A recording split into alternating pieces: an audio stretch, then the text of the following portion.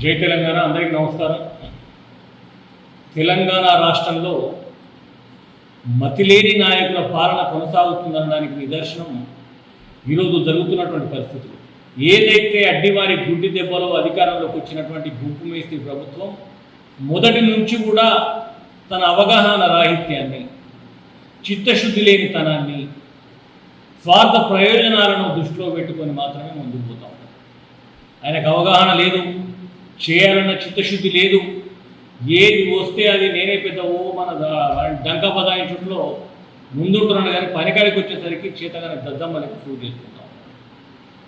మొట్టమొదట ప్రభుత్వంలోకి రాగానే మేడిగడ్డ మొత్తం పనికే రాదు, ఆ మేడిగడ్డను ఏం చేయాలో అర్థం కాని పరిస్థితి అని చెప్పేసి అంగడంగడైన మనిషి.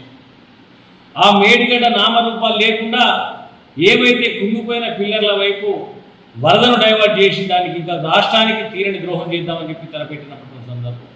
అప్పుడు బీఆర్ఎస్ పార్టీ తిరగబడ్డది, ప్రజలు తిరగబడ్డరు. ఎన్ని డ్రామాలు వేసినా చివరాఖరికి కేసీఆర్ గారు చెప్పినటువంటి విధానం ప్రకారం 100% ఆ ప్రాజెక్టుకి కాలేదు, అది పక్కా నిలబడే ప్రాజెక్ట్ అని చెప్పిన తర్వాత తోక ముడుచుకొని కేసీఆర్ గారి సూచనలు పాటించే ఇలా రిపేరీ చేసేసి నీళ్లు నింపినటువంటి సందర్భం.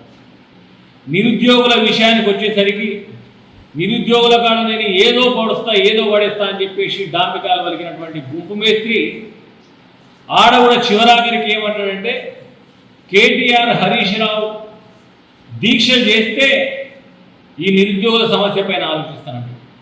దాని తర్వాత తెలంగాణకు రావాల్సినటువంటి హక్కులను సాధించలేకపోతున్నాం, కేంద్ర ప్రభుత్వం వివక్ష చూపెడతా ఉన్నది, నాకు చేత కాదు, నాతో పాటు కేసీఆర్ అయితే పోయి నేను ఢిల్లీలో దీక్ష చేస్తానంటాడు.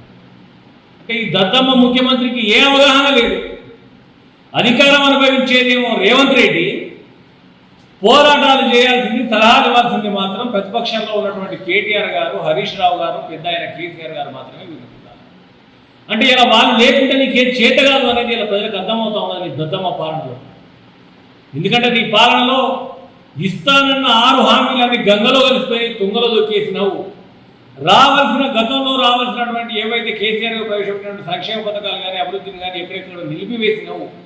ఒకవైపు పెన్షన్లు ఆగిపోయినాయి, కళ్యాణ లక్ష్మి ఆగిపోయింది, తులం బంగారం దిక్కే లేదు, పెంచిన పెన్షన్లు దిక్కు లేవు, రైతు బంధును భరోసాగా మార్చినావు, సరే ఆ భరోసా దిక్కు లేదు, రుణమాఫీ అని చెప్పేసి 101 కొర్రీలు పెట్టి అటు ఇబ్బందులు పెడతా ఉన్నావు.